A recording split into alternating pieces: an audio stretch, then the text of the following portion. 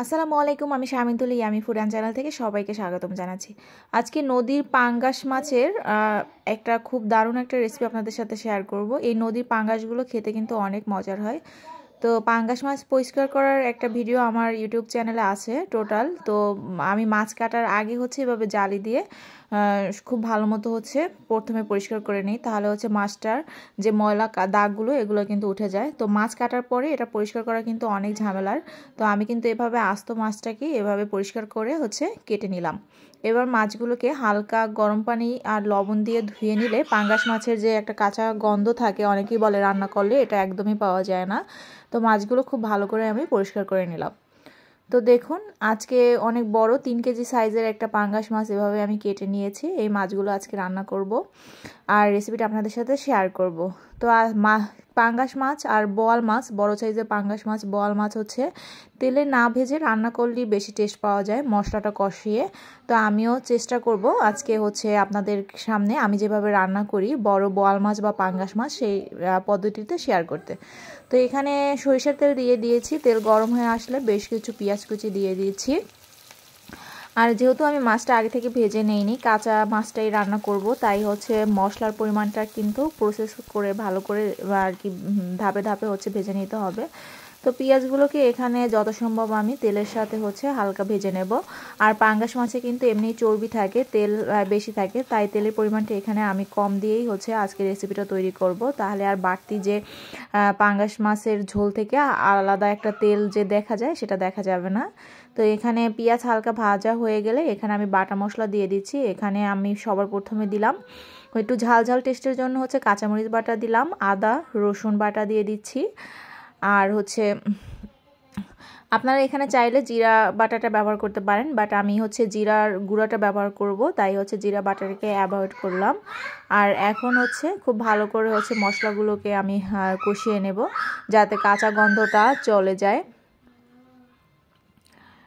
এবার মশলা কষানোর জন্য খুব ভালো করে আমি 1 কাপের মতো পানি দিয়ে দেব যাতে নিচ থেকে লেগে না যায়।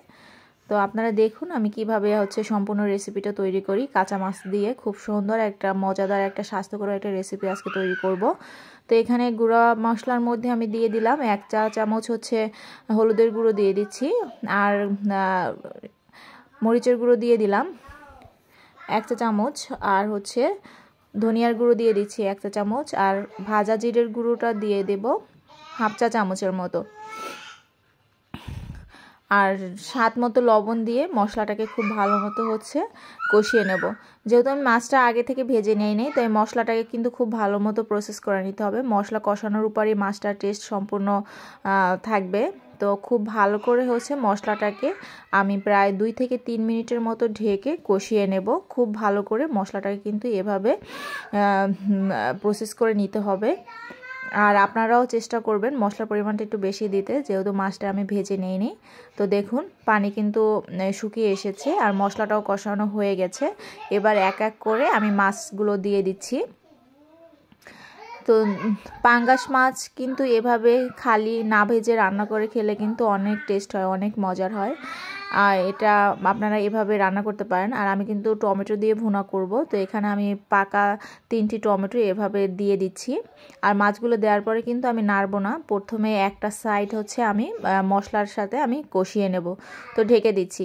খানিকটা সময় পরে একটা সাইড কষানোর পরে অপর সাইডও আমি খুব সাবধানে তুলে দেব যাতে মাছটা ভেঙে না যায়। তো দেখুন আমি এভাবে প্রত্যেকটা মাছই অপর সাইডও ঠিক উল্টে দিয়ে দিচ্ছি। আর টমেটোগুলো দেওয়ার ফলে টমেটোগুলো কিন্তু কষিয়ে একদম গলে যাবে মাছের সাথে, হালকা টক টক আর ঝাল ঝাল হবে, তরকারির স্বাদটা খেতে কিন্তু দারুণ লাগে। তো দেখুন অপর সাইডও কষানো হয়ে গেছে, আবারও আমি খুব সাবধানে মাছগুলোকে উল্টিয়ে দিচ্ছি। এভাবে হালকা সাবধানে কিছুক্ষণ খানিকটা পরে পরে মাছটাকে উল্টে দিলে মশলাগুলো উভয় সাইডেই খুব ভালো করে প্রবেশ করবে। তো দেখুন এই পর্যায়ে আমি 1 মগের মতো পানি দিয়ে প্রায় 10 মিনিট রান্না করে দেব, তাহলে রেসিপিটা ফাইনালি তৈরি হয়ে যাবে। দেখুন ফাইনাল লুকটা কতটা লোভনীয় হয়েছে। তো পাঙ্গাস মাছের এই রেসিপিটা কেমন লেগেছে অবশ্যই কমেন্ট করে জানাতে ভুলবেন না। ভালো লাগলে অবশ্যই লাইক কমেন্ট এবং শেয়ার করে দিবেন। চ্যানেলটিকে অবশ্যই সাবস্ক্রাইব করে দিবেন। সবাই ভালো থাকবেন, সুস্থ থাকবেন। আল্লাহ হাফেজ।